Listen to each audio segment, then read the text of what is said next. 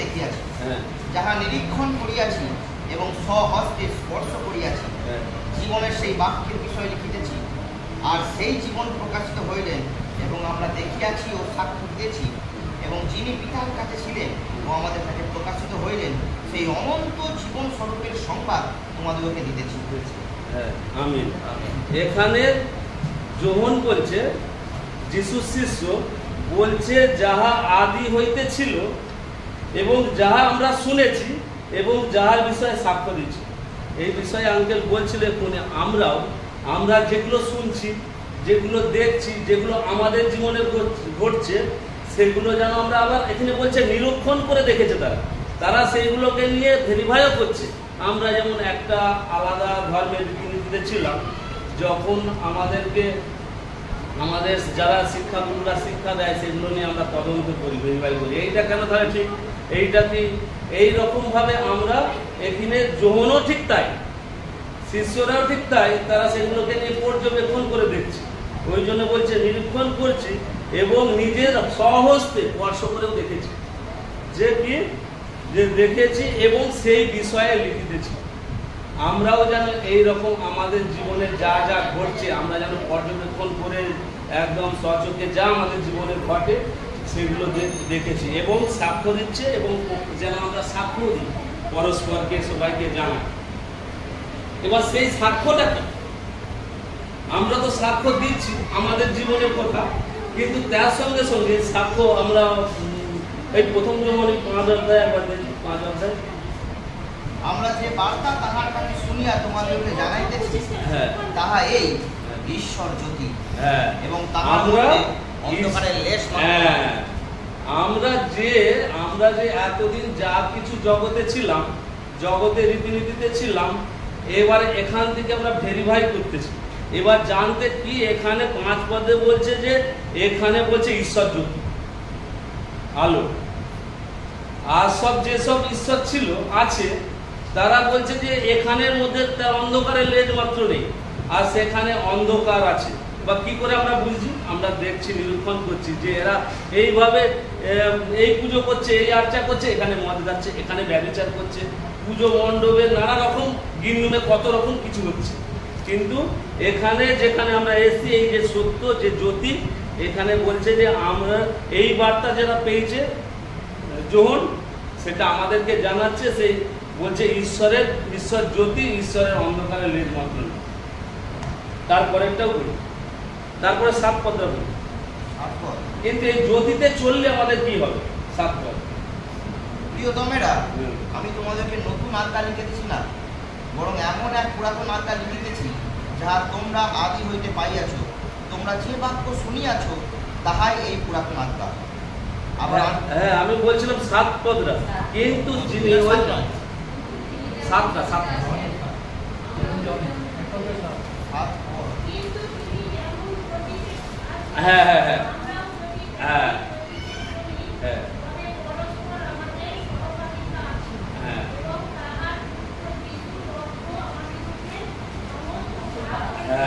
আমরা সূচি হতে চাই। এখানে একটা সিস্টেম বলে দিচ্ছে, তুমি সূচি হতে পারবে। সব যা আমরা পাপ করেছি, পাপ থেকে উদ্ধার হতে পারবো, সূচি, আমি পবিত্র হতে পারবো। আর একটা উপায় এখানে বলেছে সাক্ষ্য, যে কি বলছে, কিন্তু তিনি যেমন বলছে যে, কিন্তু তিনি যেমন জ্যোতিতে আছেন, ঈশ্বর জ্যোতি, সেই জ্যোতিতে যদি আমরা থাকি, বলছে আমরাও যদি জ্যোতিতে তেমনি চলি, তাহলে আমাদের পরস্পরের সহভাগিতা থাকবে। এই আমাদের সহভাগিতা, আমাদের 4 জন, 2 জন, 5 জন, যাই হোক, এই সহভাগিতা আমাদের দরকার। আর যদি এই সহভাগিতায় থাকে, তখন কি বলছে, তারপরে ওখানে কি বলছে, যে তাহলে আমাদের সেই যিশুর রক্ত, তার পুত্র যিশুর রক্ত আমাদেরকে সমস্ত যত রকম আমরা পাপ অপরাধ করেছি, সমস্ত পাপ থেকে আমাদেরকে সূচি করে দেবে। এখানে একটা উপায় একটা বলেছে যে এইটা করতে হবে। আর একটা উপায়টাও দেখি 9 পদরা, যদি আমরা আপন আপন পাপ স্বীকার করি, তিনি বিশ্বস্ত ধার্মিক, সুতরাং আমাদের পাপ সকল মোচন করিবেন এবং আমাদেরকে সমস্ত অধার্মিকতা হইতে সূচি করিবেন। এখানেও সুন্দরভাবে বলেছে এখানে একটা উপায় দেখলাম একই জায়গায়, আর এইটাও একটা আমাদের সব পাপ থেকে উদ্ধার হওয়ার একটা ফর্মুলা। কি করে এত জগতে আছে, সব দেবতা অবতার নানা রকম সিস্টেমেটিক ভাবে আমাদেরকে বলছে তুমি পাপ করেছো, সেই পাপের যে পাপ থেকে বেরিয়ে আসার জন্য তোমাকেই কষ্ট করতে হবে, তুমি পাপ করেছো তোমাকেই মোচন করতে হবে। তো এখানে একটা সোজা পদ্ধতি যিশু আমাদেরকে বলছে, যদি আমরা আপন আপন পাপ স্বীকার করি ঈশ্বরের কাছে, কারো কাছে স্বীকার না করলেও হবে, ঈশ্বরের কাছে যদি আমরা স্বীকার করি তিনি বিশ্বস্ত ও ধার্মিক, আমাদের সব পাওয়া করা সমস্ত পাওয়া করা মোচন করে। আচ্ছা, হিতোপদেশ এক জায়গায় দেখি, হিতোপদেশ 28 অধ্যায় 13 পদরা,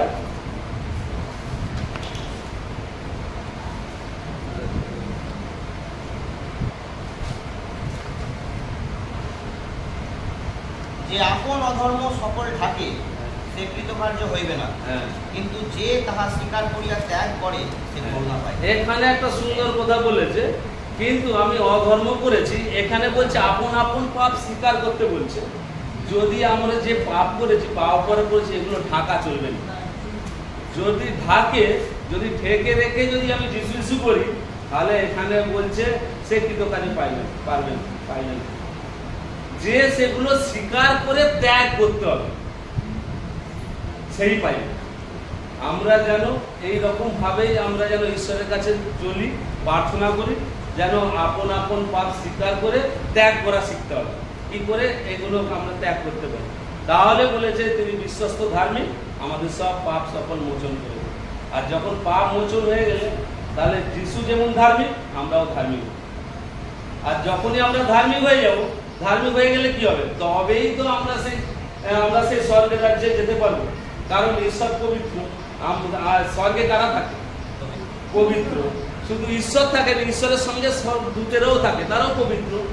খালি কেবলমাত্র যাকে যে শয়তান উপাধি পেয়েছে, যে লুসিফার, তিনি সেখানে পাপ ছিল বলে, মানে নিজের অহংকারের জন্য পাপ, অহংকার করলে পাপ, তাহলে পাপই মানুষ সেখানে থাকতে পারেনি।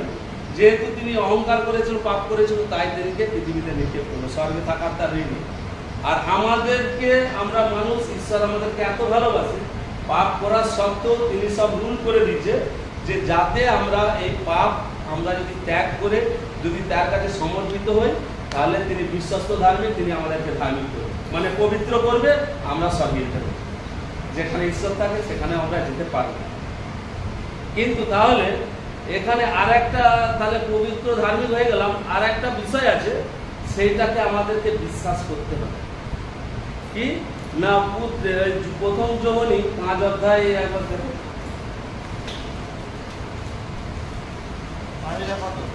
5 অধ্যায়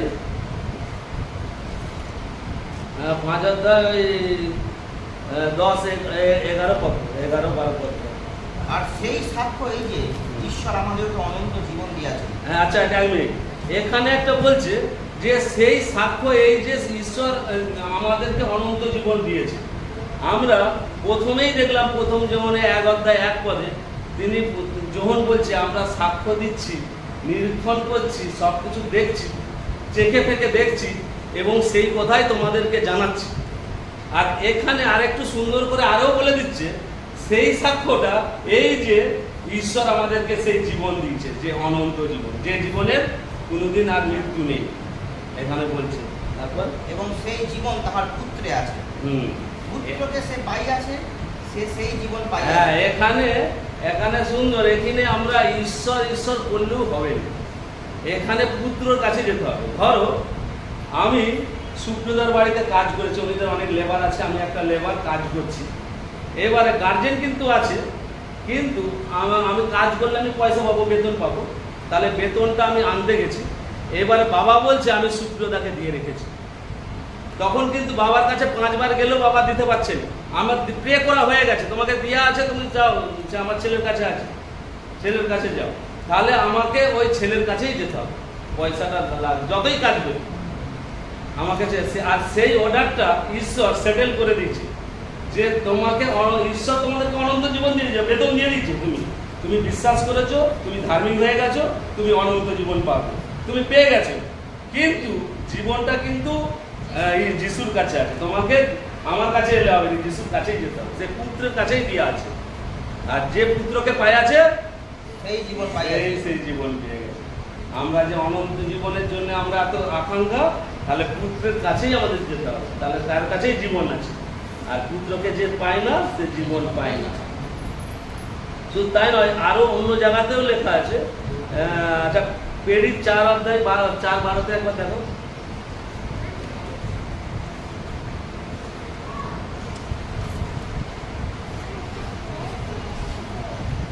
প্রশান্ত, পেড়ির 4:12।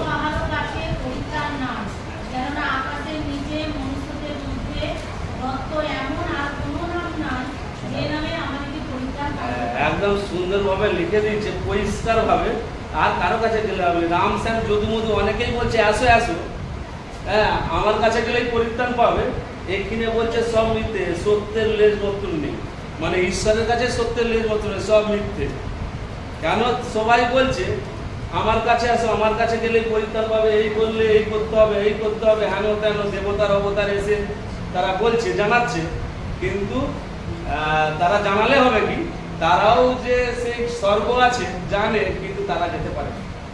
তারাও আসছে, তারা বলছে সুন্দর সুন্দর কথা বলে, তারাও যখন মারা যাচ্ছে কবরেই শেষ হয়ে যাচ্ছে, উঠার কোনো কিছু তারাই যেতে পারেন, তারা কি আমাদেরকে নিয়ে যাবে।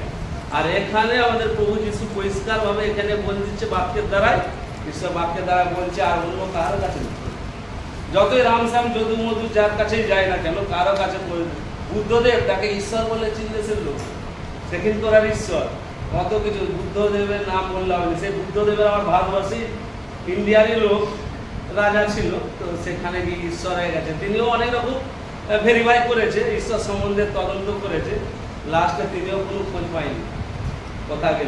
কথা গেলে পরিত্রাণ পাওয়া যাবে, কিন্তু তিনি এমন সেটেলমেন্ট করেছে তিনিকে ঈশ্বর বলে তারা কেই মানে চিন্তিত। তো যাই হোক, কিন্তু এখানে প্রভু যিশুর কাছেই বলছে কি, আরেকবার পড়ো, যে আর কাহারও কাছে পরিত্রাণ নেই, যে নামে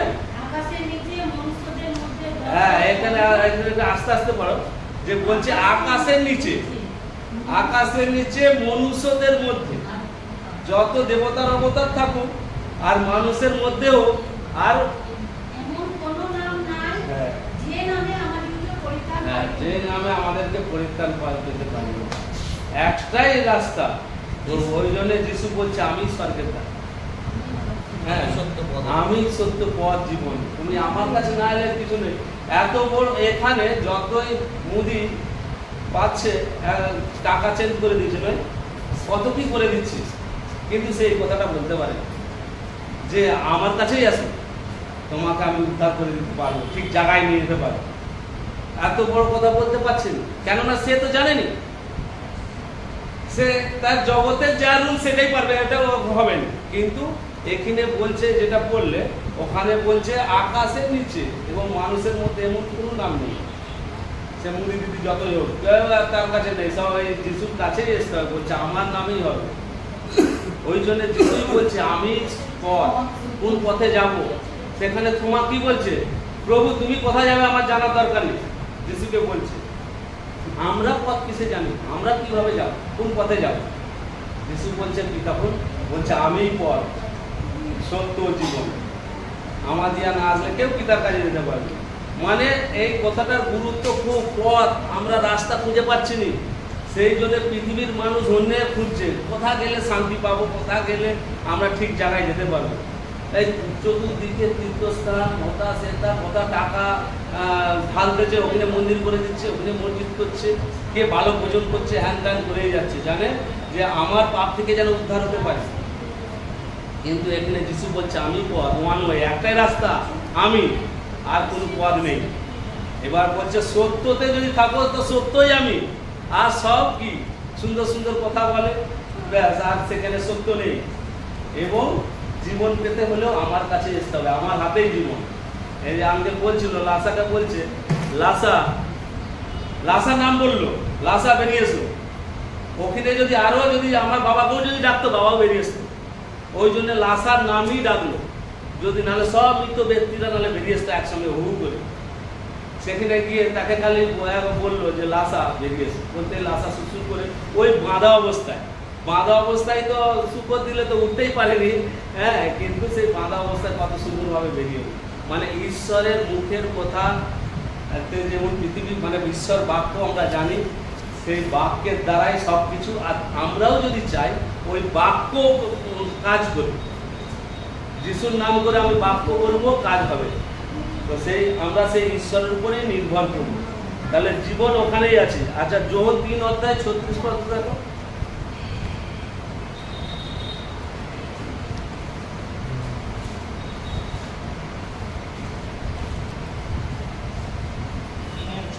যে কেহ পুত্রে বিশ্বাস করে সে অনন্ত জীবন পায়।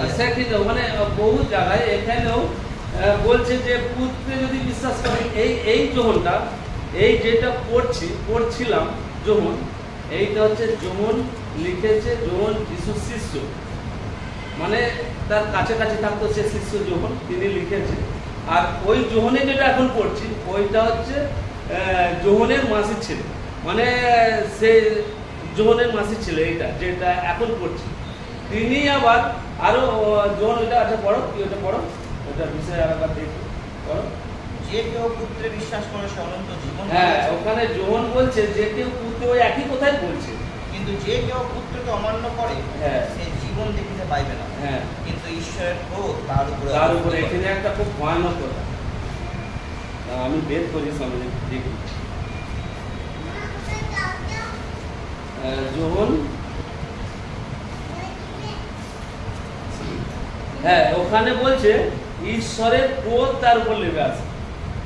যদি আমরা যিশুকে বিশ্বাস করেছি, বিশ্বাস করে যদি চলি, আমি জীবন পাবো। আর যদি তাকে অমান্য করি, তাকে না, সেই পুত্রকে, যদি পুত্রকে যদি অমান্য করে, তাহলে সে আর সে জীবন পাবে। ওখানে জীবন যতই যাই করি, ওখানেই বাধা। তাহলে পুত্রকে যদি পাও, তুমি জীবন পাবে, আর পুত্রকে যে পাবেনি, সে জীবন পাবে। ওই একই কথা এই যোহন, হ্যাঁ, এই যে এখানেও একটা বিষয় দেখি যে ঈশ্বর যে জ্যোতি, ওই যোহনেই ওই 1 অধ্যায় দেখি, যোহন 1 অধ্যায়, প্রথম যোহন না, ওই শুধু যোহনটাই 1 অধ্যায় 8 কথা দেখো।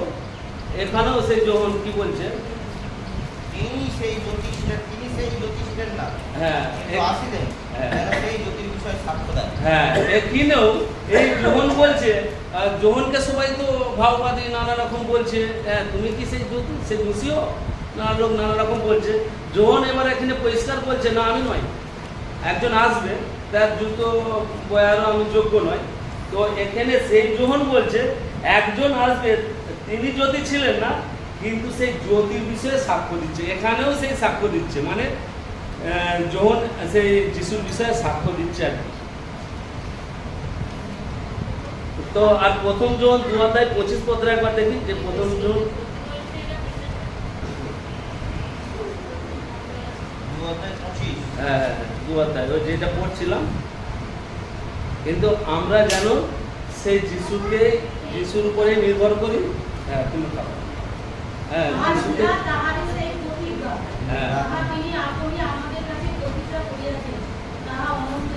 হ্যাঁ, সব এখানেও বলছে যে এটা প্রতিজ্ঞা। হ্যাঁ, প্রতিজ্ঞা, অনেকেই প্রতিজ্ঞা করে, অনেক কথা দেয়, কথা দিয়ে আমরা কথা রাখতে পারিনি, নানা রকম বলে, হ্যাঁ, তুমি আমাকে এই করেছো, তোমার জন্য এই করবো, সেই করবো। শুধু তাই নয়, স্বামী স্ত্রীরা তাই করে। আমাদের বিয়ে হয় কিভাবে, প্রতিজ্ঞা, এগুলো প্রতিজ্ঞা। হ্যাঁ, তোমাকে আমি যতদিন থাকবো, যতদিন মনে প্রাণে তোমাকেই আমি ই করবো, কিন্তু ব্যাস প্রতিজ্ঞা ফেল হয়ে গিয়ে আবার কি হয়, আবার ডিভোর্স হয়ে গিয়ে আবার সে তাকে বিয়ে করছে, আবার একটা স্বামী এসে গেল, আবার একটা বউ চলে এলো, আবার তার সঙ্গে আবার একই প্রতিজ্ঞা, আবার তোমার মরণে পরণে আমি থাকবো, তারপরে আবার নেই। এই হচ্ছে প্রতিজ্ঞা। কিন্তু এখানে ঈশ্বর যেহেতু প্রতিজ্ঞা করলে, বা বুঝতেই পারছো ঈশ্বরের প্রতিজ্ঞা খুব ভয়ানক। ঈশ্বর বলছে যে এখানে কি বলছে, পড়ো 2:25 একবার।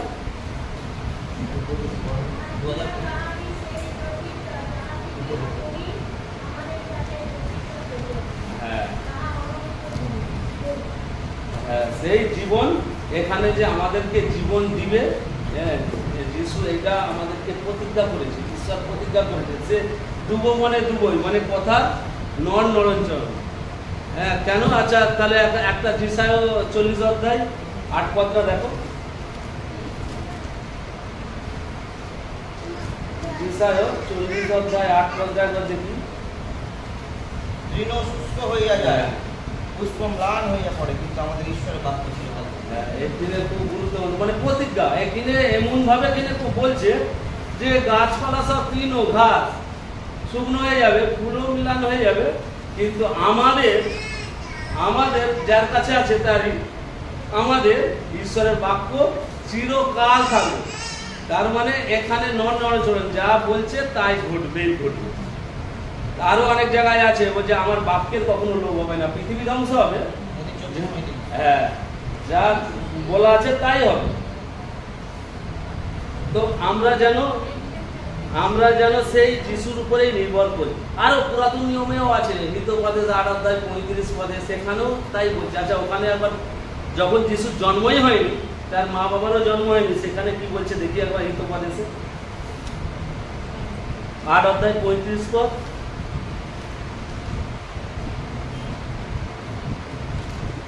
কেননা যে আমাকে পায় সে জীবন পায় এবং সদাপ্রভু অনুগ্রহ ভোগ করে। ওই একই নেই, সেখানেও জীবন পাওয়ার কথা বলছে। এখানে যে আমাকে পায় সে জীবন পায়, শুধু জীবন নয় ঈশ্বরের অনুগ্রহ পায়। এবারে আমাদের মধ্যে অনেকেই আমরা ভাবি যে জীবন তো পাবো, সে তো ঠিক আছে, লেখা আছে, ভালো কথা আমরা পাবো, কিন্তু জীবন পাবো মরে গেলে, কিন্তু এখন কি পাবো? তাহলে এখন কি পাবো সেই নিয়ে আমাদের অনেক কৌতূহল জানা। কিন্তু সেইটাও বলেছে তুমি এখানেও পাবে, তুমি যদি আমাকে বিশ্বাস করো। হ্যাঁ অমনি তো পড়লাম, শুনলাম যে মরলেও জীবিত থাকবো, হেন তেন নানা রকমই বললো। তাহলে এখন সে জীবন পাবো, এখন অনেক বাকি, যখন মারা যাবো তখন জীবন পাবো। এখন তাহলে কি হবে? তাহলে এখানে এখনো পাওয়া যাবে, এখানেই পাওয়া যাবে। তো জোন দেখে জোন 15 অধ্যায়, শুধু জোন 15 অধ্যায় 7 পদ। তোমরা যদি আমাকে থাকো এবং আমাদের বাক্য যদি তোমাদের মধ্যে থাকে, তবে তোমাদের যাহা ইচ্ছা বাসনা করিও তোমাদের জন্য তাহা করা যাবে। এখানে বলছে, খুব সুন্দর কথা বলছে যে তোমার বাক্য যদি আমাদের থাকে, মানে এই বাক্য আমাদেরকে থাকতে হবে। খালি বলছে আমি চাইছি পাচ্ছি না কেন, কিন্তু কেন পাইনি আগে আমরা দেখেছি। হ্যাঁ তোমরা আইতে দেখলেও দেখতে আমরা পাচ্ছি না কেন, প্রার্থনার উত্তর পাইনি কেন, কেন ঈশ্বর আমাদের কথা শুনতে পাচ্ছেন না, পাইনি কেন? জিসায় 59 আছে। আচ্ছা ওইটা পরে দেখবো। তাহলে এইটা এখন তাহলে বলছে যে তোমরা যদি আমাতে থাকো আর আমার বাক্য যদি তোমাতে থাকে, তোমাদের যা ইচ্ছা তোমার বলেনি এইটা পাবে সেইটা পাবে, হ্যাঁ টাকা পয়সা হবে, হ্যান ত্যান হয়ে যাবে, তোমার যা ইচ্ছা হয় তাই তুমি পাবে, তুমি যা চাইবে, কিন্তু এই বাক্য যদি থাকে। এবারে কি বলছে, আচ্ছা সেইটা কেন আমরা প্রার্থনার উত্তর পাই না সেই বিষয়টা একটুখানি দেখে নিই। হ্যাঁ 59 দেখো। দেখো সদাপ্রভুর হস্ত এমন খাটো নয় যে তিনি পরিত্যাগ করিতে পারেন না, তাহার কর্ম এমন ভারী নয় যে তিনি শুনিতে পান না, কিন্তু তোমাদের অপরাধ সকল তোমাদের ঈশ্বরের সহিত তোমাদের বিচ্ছেদ জন্মাইয়াছে, তোমাদের পাপ সকল তোমাদের হইতে তাহার সিংহ আচ্ছন্ন করিয়াছে। মানে ব্যাপারটা বুঝতে পারলেন যে আমরা, তিনি তো সব পারে। ওখানে বলছে তার হাত এত খাটো নয় যে তিনি কিছু করতে পারেন না, পরিত্যাগ করতে পারেন না। তিনি যে এমন কর্ণ ভারী নয় যে শুনতে পায়নি, তিনি সবই পায়। আর যত ঈশ্বর আছে তারা শুনতে পায়নি, কিন্তু ঈশ্বর বলছে আমি জীবন্ত, তাহলে শুনতে পাই। আমরা যদি বিশ্বাস করি তিনি জীবন্ত ঈশ্বর, তাহলে আমি বললে তো শুনতে পাবে। তাহলে শুনতে পাচ্ছেনি কেন? আমাদের অপরাধের জন্য, পাপ অপরাধের। এবার কিভাবে আমাদের পাপ বাড়তে বাড়তে, ধরো আমি এখানে আছি, এখানে একটা প্রাচীর আছে, এবার প্রাচীর দিয়ে এটা ঘেরা, আমি যদি এপার দিয়ে তোমাকে ডাকি শুনতে পাবে না, তুমি আমাকে ওপার দিয়ে ডাকলে শুনতে পাবে, তখন শুনতে পাবেনি। এবার বলে জোরে চেল্লালে শুনতে পাবে, ওই রকমই শুনবে। ঈশ্বরও ঠিক থাকে, জোরে চেল্লাও তবে ওই রকম, মানে পাপের দেয়াল হয়ে গেছে। পাঁচিরটা ইট দিয়ে যেমন পাঁচির হয়, সেই রকম ভাবে ওই পাপের ইট এক একটা পাপ হয়ে ইট ইট হয়ে পাঁচির হয়ে ঢাকা পড়ে গেছে। এদিকে ঈশ্বর, ওদিকে তোমরা, আমরা। ব্যাস, ওদিকে তোমরা ডাকছো, আমার কানেই পৌঁছাচ্ছে না। তাহলে আমাদের অপরাধ সকলের জন্য পাপের পাঁচির হয়ে গেছে ওখানে বলছে। তাহলে ওই পাঁচিরটাকে একটা একটা করে আবার ইট ভাঙতে হবে। পাঁচিরটা হয়ে গেলে যেন মুখোমুখি হই, তুমি ডাকবে আমি শুনবো, আমি আবার বলবো তুমি শুনবে, এই রকম যেন হয়।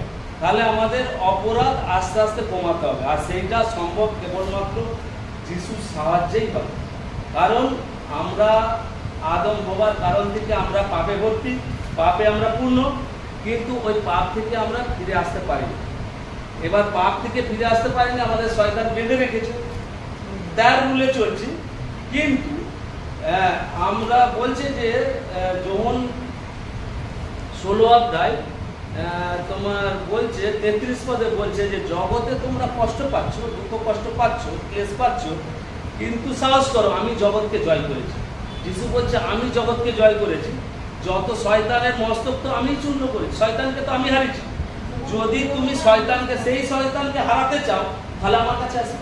ধরো আমি মারামারি কারোর সঙ্গে পেরে তাকে হারিয়েছি, এবার তাকে হারাতে তুমি পারছো না, এবার যদি আমাকে ডাকো, আমি যদি তোমার হয়ে যাই, তখন আমি যদি যুদ্ধ করি তোমার হয়ে, তখন শয়তানের সঙ্গে, তখন তো শয়তান আগেই ভয় পালিয়ে যাবে। সেই রকম আমাদেরকে, আমরা শয়তানের সঙ্গে আমরা পাচ্ছি না, আমরা করে, কিন্তু সেই যিশুকে লাগে, যিশুর সাহায্য লাগে। আমাদেরকে চাইতে হবে যিশুর সাহায্য, তুমি আমাকে সাহায্য করো, আমি পাচ্ছি না এরকম, আমি রেগে যাচ্ছি, রাগ কন্ট্রোল করতে পারছি না, তুমি আমাকে সাহায্য করো। আমি এইটা করে ফেলছি, মিথ্যে কথা বলে ফেলতেছি, হ্যাঁ ঠিক পাচ্ছি না, তুমি আমাকে সাহায্য করো। তো ঈশ্বরের ধন্যবাদ দিই। আমি তো বলের কাজ করি, তোমরা সবাই জানো, ছোটোখাটো ব্যবসা থাকলেও ওই মিথ্যে কথা, ব্যবসা মানে মিথ্যে।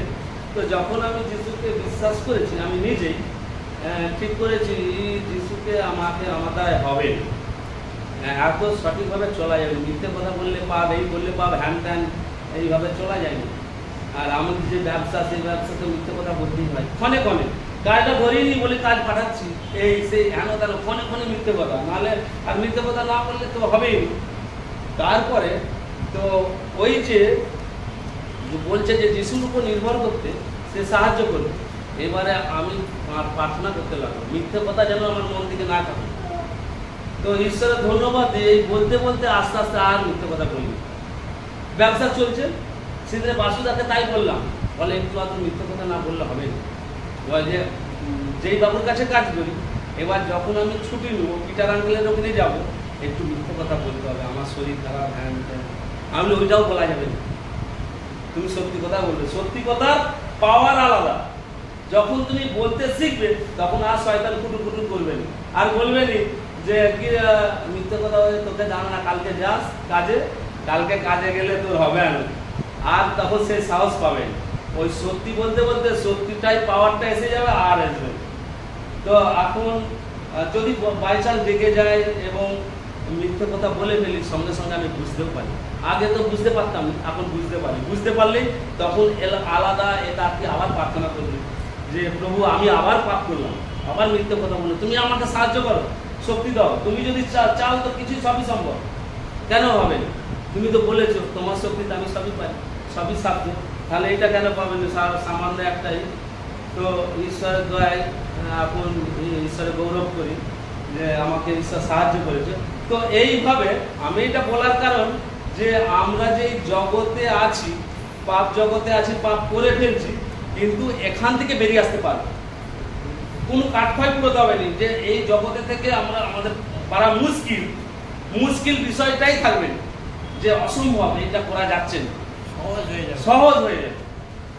যদি একটাই খালি আমাদের লক্ষ্য রাখতে হবে, যার কাছে যে আমাকে সাহায্য করবে তাকে চাই, সে থাকলে সব সম্ভব। তো যাই হোক, তাহলে যাচ না করলে সব পাওয়া যাবে এখানে বলছে। কিন্তু এখানে আর একটা বিষয় বলছে কি করতে হবে, যাচ না করলে। অনেক জায়গায় লেখা আছে, তুমি চাও পাবে, বহু জায়গায়। আরো যদি দেখো অনেক জায়গায় আছে, যখন 15 অধ্যায় 7 পদ দেখলে, 8 পদে দেখলে, যখন 14 অধ্যায় 13 পদে দেখো, তাও বলছে তুমি যাচ না করো পাবে। সব সুন্দর সুন্দর কথা লেখা আছে বাক্যে। তো যাচ না করছি নি, পাচ্ছি নি। একটা বিষয় দেখলাম, হ্যাঁ মতি 7 অধ্যায় 7 পদ ভিতরেও দেখবে, সব অনেক জায়গায় আছে। কিন্তু আমার কারণ বলার কারণ যে তোমরাই বলে থাকো এবং আমিও বলি যে চাইছি কিন্তু পাচ্ছি না। আমি ভয় পাচ্ছি, মানে কারো যদি শরীর খারাপ হচ্ছে, কাশি হলে, জ্বর সর্দি কাশি হলে একটু রেলার মাথায় চলে যায়, একটু প্রার্থনা করি। আবার যদি একটু ভারী ধরনের রোগ হয়, পাবো, যদি না হয় এই সন্দেহ না থাকুক, 1 নম্বর কথা, সন্দেহ জিনিস না থাকুক, আমি প্রার্থনা করবো হৃদয়, সে তো ঈশ্বর কাজ করবে, আমি আমার কাজ প্রার্থনা করবো, চাইবো, ব্যাস বলে দিচ্ছে, তিনি শুনে গেছেন, বহু জায়গায় লেখাও আছে। তো এইটা করতে গেলে প্রথম এইটা পেতে গেলে আগে কি করতে হবে? তাহলে মথি এক জায়গায় মথি দেখো 6 অধ্যায়তেই খুলি, মথি 6 অধ্যায় 33 পদটা দেখো, এইটা আমাদের কাছে খুব গুরুত্বপূর্ণ। হ্যাঁ হ্যাঁ, প্রথমে বলছে কিন্তু প্রথমে তুমি তাহার রাজ্য ধার্মিকতার বিষয়ে চেষ্টা করো। আগে আমরা 6 অধ্যায় আমরা এখানে দেখছিলাম, মতি 6 অধ্যায় তোমার 10 পদে আঙ্কেল যে বললো যে তোমার রাজ্য আছে, সেখানে প্রার্থনা করি আমরা। এখানে আবার ঈশ্বরের রাজ্য কি আসবে? বলছে তোমার রাজ্য আসুক, তোমার ইচ্ছাই সিদ্ধ, যেমন স্বর্গে তেমন পৃথিবীতেও। স্বর্গে তো ঈশ্বরের রাজ্যে তো বিরাট সেখানে হচ্ছে, কিন্তু এখানে কি, এখানেও যেন এই সহভাগিতা, এইটাই যদি আমরা ভাবি, এই সহভাগিতা এইখানে, এটা স্বর্গ, আমরা স্বর্গ সেখানে দেখছি, সেই স্বর্গের অনুভূতি এখানে পাবো। এই রাজ্য যেন আসুক। আর এখানে এই রাজ্যের জন্য এখানে বলছে কি, কিন্তু তোমরা প্রথমে তার রাজ্য ও ধার্মিকতার বিষয়ে চেষ্টা করো। প্রথমেই তুমি ওই সকল পাবে, যা চাইবে পাবে, কিন্তু প্রথমে এই কাজটা করতে হবে, তার রাজ্য এবং ধার্মিকতার বিষয়ে তোমাকে চেষ্টা করতে হবে। এবারে বলছে তারপর চেষ্টা করলে তারপর কি বলছে, তাহলে ওই সকল দ্রব্য, হ্যাঁ তুমি কি খাবে করবে, আর ওই সকল কি চাইছো, কার জন্য প্রার্থনা করছো, সুস্থ হচ্ছে, সব কিছু, সব দ্রব্য যা তোমার চাওয়া, সব ওই সকল দ্রব্য তুমি পাবে। হ্যাঁ, তখন ওই তারপরে 7 অধ্যায় 7 পদটা দেখো, তখন এই যাচনা করা পাবে, সব তখনই পাবে। তখনই দাও। আগে আমাদের প্রথম কাজ হচ্ছে ঈশ্বরের রাজ্যে ধার্মিকতার বিষয়ে চেষ্টা করা। চেষ্টাটা কি, যে আমাদের এই সহভাগিতায় থাকা, পরস্পরের সঙ্গে যোগাযোগ রাখা, ঈশ্বরের কথা বাক্য লাভ করা, হ্যাঁ কি করে আরো ঈশ্বরের বাক্যের বৃদ্ধি হবে, পরস্পরকে কি করে 5 জনকে জানাতে পারো, মানে রাজ্য বিস্তার, মানে কি আরো আমরা আমাদের মতো আরো সব আসবে, সবাইকে বলবো, মানে আরো রাজ্য বাড়বে, তার রাজ্য। এইটা তো এখন তো পৃথিবীটা শয়তানের রাজ্যে, সে তার বলে শুয়ে আছে, কিন্তু সেই রাজ্য থেকে এই রাজ্যে আসতে হবে। আর তখনই ঈশ্বর আমাদেরকে প্রত্যেককেই তখন যিশু সাহায্য করবে, আর তখনই সেই জীবন পাবে। আর এই পৃথিবীতেও যা অনুভূতি, যা চাইবো তাই পাবো, যেমন ভাবে চলো। বলছে কি, আর আরো ওখানে দেখলে বলছে যিনি, আচ্ছা তোমার 6 অধ্যায় একবার দেখো, 6 পদটা, কিন্তু আমাদের প্রার্থনাগুলো এইভাবেই হোক। 6 অধ্যায় 6 পদ, কিন্তু তুমি যখন প্রার্থনা করো তখন তোমার অন্তরাগারে প্রবেশ করিও, আর তাহার উদ্যোগ করিয়া তোমার পিতা যিনি গোপনে বর্তমান তাহার নিকটে প্রার্থনা করিও, তাতে তোমার পিতা যিনি গোপনে দেখেন তিনি তোমাকে ফল দেবেন। হ্যাঁ, তিনি ঠিক ফল দেবেন। আমাদের কি দরকার, কি প্রয়োজন, আমরা যেন প্রার্থনা করি, যেন অন্তরাগারে, মানে অন্তরাগারে বলতে মানে হৃদয় দিয়ে। আমিও প্রার্থনা করতে করতে চঞ্চল হয়ে যায়, প্রার্থনা করতে করতে মনে হচ্ছে যে হাই রে সেখানে এই হচ্ছে, হ্যাঁ দোকানে ওখানে কাজ করছে, ওখানে তো নাড়া, মানে ঘরে ঢুকো, মানে তোমার অন্তরে, ঘরে ঢুকলেও হবে, এখানেও হলেও হবে, মানে অন্তরাগারে প্রবেশ করতে হবে, মানে অন্তর দিয়েই তোমাকে, মানে জাগতিক বিষয় আশায় বাদ দিতে হবে, যে আত্মিক বিষয়ের কথা ভাবতে হবে, যে আমি যে প্রার্থনা করছি কিসের জন্য, আমি যেন যিশুর সঙ্গে যোগাযোগ, মানে তাকে অন্তরাগারে আমাকে প্রবেশ করতে হবে, একদম হৃদয় দিয়ে। এবারে কি হচ্ছে, অন্তরাগারে দ্বার রুদ্ধ করে দাও, মানে আমাদের হৃদয়ের যে জাগতিক দ্বারকে বন্ধ করে দাও। ধান মিলা আছে না, সেখানে লোক কাজ করছে না, কি মেয়ে কাঁদতেছে, না হয় মেয়েকে দুধ খাওয়াতে হবে, এই জাগতিক এই অন্তর্কাল যা রুদ্ধ করে দাও। যে প্রশান্ত দা এখন আসেনি কেন, প্রার্থনায় বসেছো তো প্রার্থনায় বসেছো। ওখানে কি হচ্ছে আমি আস্তে আস্তে বলছিলাম, একজন কাজ করছে, যখন সেখানে ছিলাম সেখানে, এবারে যাচ্ছি মানে সেগুলো সব ভুলে যাও। সে কাজ করতেও পারে, নাও পারে, সে আবার ঘরে গিয়েও বসে থাকতে পারে যে দিবাকাল নেই চলে গেছে, মানে কাজ নাও করতে পারে, সে তার ব্যাপার। আমার এত দিকে মাথা ঘামানোর দরকার নেই, কিন্তু এখানে যাচ্ছি মানে এখানে। আর প্রার্থনাটাও ঠিক যখন করবো তখন এইরকম মানে জাগতিক বিষয়টা বন্ধই রাখতে হবে। কেন জাগতিক বিষয় তো দেখেছি আমরা সেখানে জীবনে প্রথম জীবনে চক্ষুরবিলাস জীবিকের দর্পণ নানা রকম সমস্যা, কিন্তু ওখান থেকে আমাদেরকে পালাতে হবে। আর সেইটা কেবলমাত্র যিশুর সাহায্যই চাই, আর কোনোভাবে আমরা ওখান থেকে বের হতে পারবো না। তাহলে তাহলে যদি আমি এই অন্তর এবার মনে মনে প্রার্থনা করছি, আমরা সব একটু জোরে জোরে বলি, লোককে ভালো করে জানাই, যারা শুনুন, আমার প্রার্থনাটা একটু জানুন না।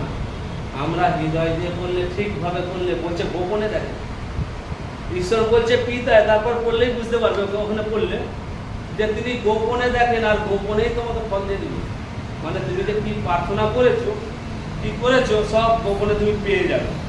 আর যখন পাবো তখন আর সেটা গোপন থাকবে না, তখন সেটা কি উন্নই হবে। মানে আমি যখন যে ফলটা পাবো সেটা কি আর চাপা দেওয়া থাকবে, আর তখনই সেটা হবে ফল। তো শুধু তারা হিতোপদেশ 8 অধ্যায় 19 পদটা একবার দেখো, পুরাতন নিয়মে। এবার ওখানে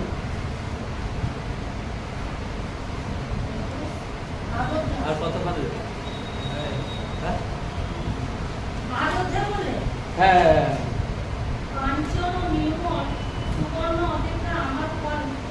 মানে হ্যাঁ বলো।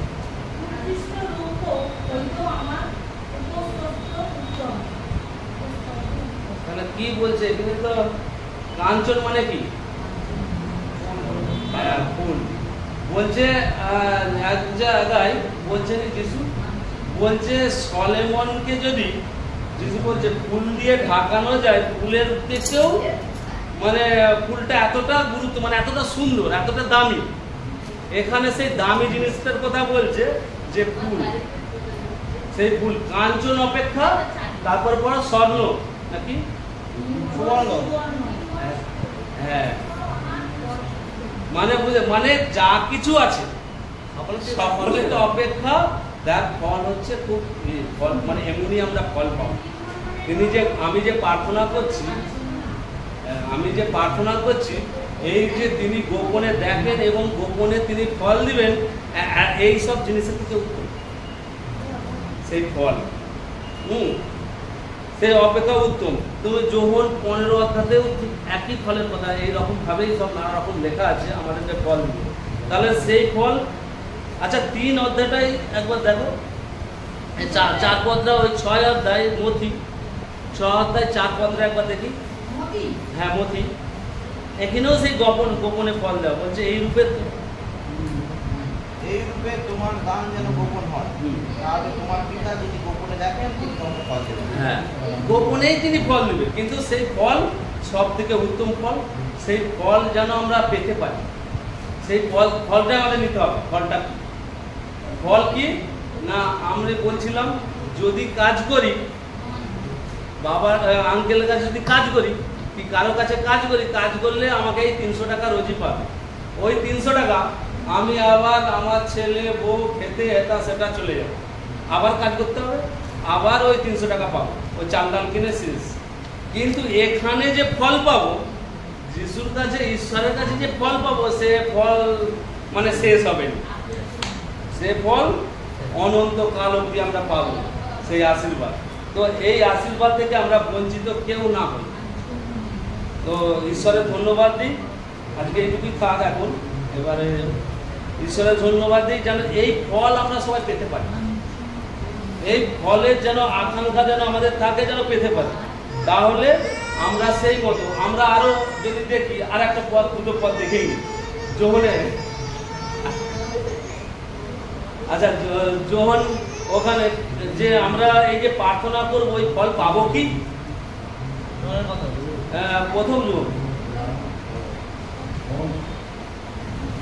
প্রথম জন এই 15 অধ্যায়, এই 15 অধ্যায় বলছি, 5 অধ্যায় 15 পদে। হ্যাঁ 15, হ্যাঁ 15 নয়, 15 পদ, 5 অধ্যায়। আর যদি জানি যে আমরা যাহা জানতে করি তিনি তাহা শুনেন, হ্যাঁ তবে ইহাও জানি যে আমরা তাহার কাছে যাহা জানতে করিয়াছি সেটা পাইয়াছি। হ্যাঁ, এইটা তোমাকে বিশ্বাস করতে হবে। তুমি যদি বিশ্বাস করো, এদিকে আগে তো বলেছে যে টিচার বললাম যে তিনি কান ভারী নয়, তিনি শুনে, তিনি মানে হাত এত খাটো নয় যে তিনি পরিত্রাণ করতে পারেন না, তিনি সব পারেন। তাহলে যদি আমরা বিশ্বাস করি যে শুনেন, তাহলে এইটাও বিশ্বাস করবো যে আমি প্রার্থনা করেছি, পেয়ে গেছি। শুধু তাই নয়, মার্কেও লেখা আছে, ওই একই মার্কে একবার দেখো, মার্কেও 11 অধ্যায় 24 পদটা দেখো। আমরা যেন বিশ্বাস করি যে আমরা যে প্রার্থনাটা করেছি পেয়েছি, তাহলে সে তিনি আমরা সন্দেহ না করি। আরো অন্য জায়গায় লেখাও আছে সন্দেহ বিষয়ে, কিন্তু আমরা না করি, তাহলে ঈশ্বর ঠিক। 11 অধ্যায় 24।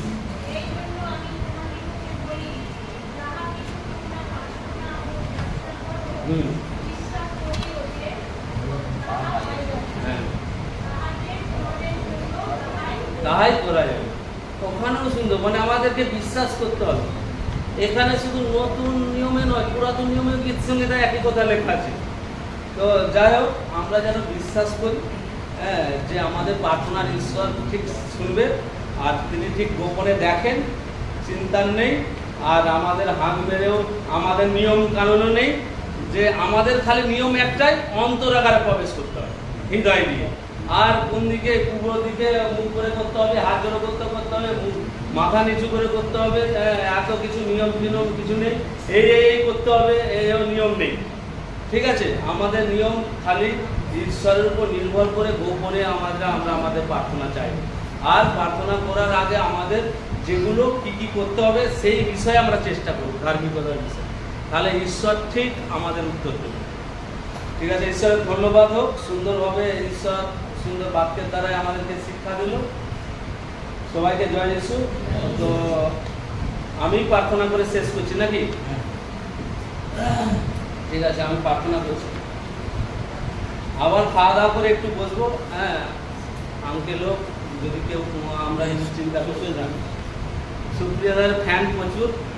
কেন আগের বারে আমার বোনও বলছিল যে সুপ্রিয়াদা, সেই জন্য আমি সুপ্রিয়াদাকে বলেছিলাম। ঠিক আছে না, ঈশ্বরের বাক্য, ঈশ্বরের বাক্য, ঈশ্বর আমাদেরকে ব্যবহার করতে চাই।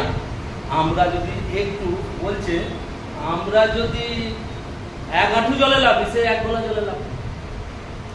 আমার কালকে আমি এদেরকে নিয়ে ডাক্তার বাড়ি নিয়ে গেছি, ছোটটাকে নিয়ে গেছি। এবারে ও ঘুমিয়ে পড়েছে বাইকে, শ্যামপুরে ঘুমিয়ে পড়েছে। এবার নেমেছে শ্যামপুরে, কোলে করে নিয়ে যাচ্ছি। আমার কি কষ্ট হচ্ছে দুপুরবেলা, মানে কোলে করে নিয়ে ঘুরছি, এটা সেটা, আর মা নিতে পারছে। আমি বিরক্ত হয়ে নামিয়ে দিয়েছি। আমি বললে আমরা বলি দুজনে দুটো হাত ধরি। ও একটা হাত ধরেছে, আমি একটা ধরেছি। ও ঘুমিয়ে এরম করতে করতে যাচ্ছি ধরে ধরে। আমি থাকতে পারছি না, কষ্ট হচ্ছে, আমি থাকতে পারছি না। আর মা তো নিতে পারেনি, তো যাই নিচ্ছে নি। এবার আমি থাকতে পারছি না, আমি আবার কোলে করে নিই কষ্টর মধ্যে। না, আবার কষ্ট হচ্ছে, মাথায় এরকম ঘুরঘুর করতেছে, হ্যাঁ। তাহলে আমরা জাগতিক পিতামাতা, আমরা কি বলবো, আমি পেটেও ধরিনি। তাহলে তার যদি এত টান হয়, তাহলে যে সৃষ্টি করেছে আমাদেরকে, তাহলে তার আমাদের জন্য কি হয় আমরা যদি ভেবে দেখি, হৃদয় দিয়ে যদি আমরা বুঝতে পারি, উপলব্ধি করতে পারবো। ঈশ্বর বলছে তোমার কারো কাছে দৌড়তে হবে না, তুমি যদি চাও পাবে। আমি যদি চাই, কে সত্যি ঈশ্বর খুঁজবে, আমি পাবো। ঈশ্বরের কথা দিয়েছে, যদি তুমি অন্বেষণ করো পাবে, তোমার জন্য সব দ্বার খুলে দেওয়া যাবে, তুমি যদি চাও। তো আমরা যেন সেই আকাঙ্ক্ষা করি। তাহলে আমি সেটাই বলছিলাম আমি স্ত্রীকে, যে আমাদের মধ্যে, আমার মধ্যে যদি এত ফিলিংস আছে, যে এত কষ্টের মধ্যেও বলে বলছি, তাহলে আমাদের ঈশ্বর কত ভালোবাসে। সেই জন্যই তো নিজে আমার পাপের জন্য প্রভু যিশু হয়ে নিজে ঈশ্বর সমাজ কাছেও সে ধরে রাখলো। সে আমাদের সব বলছে দাসের রূপ, ফিলিপিওতে 2 অধ্যায় দেখেছি। তিনি দাসের রূপ, মানে দাস মানে চাকর, আমাদের চাকর হলো ঈশ্বর, তিনি চাকর হলো এখানে এসে। তো সেই ঈশ্বরের জন্য ধন্যবাদ দিই। হালেলুয়া, সবাই ঈশ্বরেরই গৌরব করবো। তো প্রার্থনা করিয়া, হে পবিত্র পবিত্র পবিত্র স্বর্গের মহান ঈশ্বর বাবা, তোমার প্রশংসা করি বাবা, তোমার গৌরব করি, তোমার ভালোবাসা, তোমার প্রেম আমরা বর্ণনা করতে পারি না প্রভু। আমরা যতই তোমার কথা বলি না কেন, আমরা তবু আমাদের কমই হবে প্রভু। কিন্তু প্রভু আমরা তোমার পথেই চলতে চাই, তুমি আমাদেরকে চলা শেখাও। আমরা তো অধম, নরকের পিঠ, পাপী, কিন্তু তোমার সন্তান হওয়ার ক্ষমতা আমরা পেতে চাই প্রভু। আমরা তখন জানতাম নি, তোমাকে চিনতাম নি, জগতের নিয়ম কানুনে ছিলাম প্রভু, কিন্তু তুমি আমাদেরকেই মনোনীত করেছো প্রভু। তাই প্রভু তুমি তোমার পরাক্রমশালী হাত দিয়ে আমাদেরকে ঘেরে রেখো প্রভু, যেন আমরা শয়তানের প্রলোভনে পড়ে আমরা হারি না যাই। আর শয়তান নানা রকমভাবে আমাদেরকে বিচলিত করে, সেখানে যেন না কোনো রকম শয়তানের কবলে না পড়ি। তুমি তোমার পরাক্রমশালী হাত দিয়ে আমাদেরকে ধরে রেখো। যদি তুমি ধরে রেখো, আমরা কোনো মতেই আমরা পড়বো না পড়বো। তাই তোমার সাহায্যের দরকার পড়ে। এই জগতের বিষয় আশয় থেকে, এই জগতের চিন্তা থেকে, যা যা কিছু থেকে আমাদেরকে তুমি ফিরে নিয়ে এসে তোমার পথে চলতে যেন সাহায্য করো। প্রথম স্থান যেন তোমাকেই দিতে পারি প্রভু। তুমি বলেছো বাক্যের দ্বারা, এই এখনই দেখলাম মতি 6 অধ্যায় দেখুন যে সে ফল আমরা যেন প্রথম তোমার রাজ্য কোথার বিস্তারের জন্য যেন আমরা চেষ্টা করতে পারি, তাহলে আমরা সব পাবো প্রভু। তাই প্রভু তোমার পথে চলতে চাই, তুমি আমাদেরকে শেখাও। যেইভাবে বাবা সন্তানদের চলা শেখায়, সেইভাবে তুমি আমাদেরকে চলা শেখাও। তোমার কাছে আমরা সবাই সমর্পিত হই প্রভু। সুন্দরভাবে এখন অবধি আমাদেরকে পরিচালনা করলে, আমাদেরকে সুন্দরভাবে তোমার শিক্ষা দিলে, আঙ্কেলের মাধ্যমেও সুন্দর শিক্ষা দিলে, তোমায় ধন্যবাদ। বিশেষ ধন্যবাদ দিই প্রভু এই পিটার আঙ্কেলের জন্য প্রভু। পিটার আঙ্কেলকে আমরা অনেকেই আসতে বারণ করছিলাম প্রভু, যাতে না আসুক, তিনি শরীর অসুস্থ, নানা দিক দিয়ে নানাভাবে আমরা বুঝাচ্ছিলাম। আঙ্কেলকে বলছি, একবার আন্টিকে ফোন করছি, যাতে না আসুক। প্রভু তুমি যে সুন্দরভাবে সেই আঙ্কেলকে আমাদের মাধ্যমে এনেছো, তোমায় কোটি কোটি ধন্যবাদ দিই প্রভু। তোমাকে ধন্যবাদ প্রশংসা দিয়ে আমাদের শেষ করতে পারবো না প্রভু। তাই প্রভু গো, তোমার উপরেই আমরা যেন সমর্পিত হয়ে চলতে চাই এবং যেন চলতে পারি, সাহায্য করো। আর প্রভু যতদিন পৃথিবীতে থাকবো প্রভু, ততদিন যেন তোমারই গৌরব প্রশংসা করি, যেন পৃথিবীতে শেষ পর্যন্ত, মৃত্যুকাল পর্যন্ত যেন তোমার গৌরব করতে পারি। কারণ তুমি বলেছো যদি মৃত্যু পর্যন্ত তুমি স্থির থাকো, তাহলে তুমি আমার কাছে যাবে প্রভু। তাহলে আমরা তোমার কাছেই যেতে চাই। তুমি আমাদেরকে প্রত্যেককেই সেইভাবেই তৈরি করো প্রভু, আমাদেরকে পবিত্র আত্মায় পূর্ণ করো। সকল গৌরব, মহিমা, সমাদর সব তোমারই হোক প্রভু। আমার এই প্রার্থনা শুনলে প্রভু বিশ্বাস করি, প্রভু যিশু তোমার নামে এই প্রার্থনা চাই।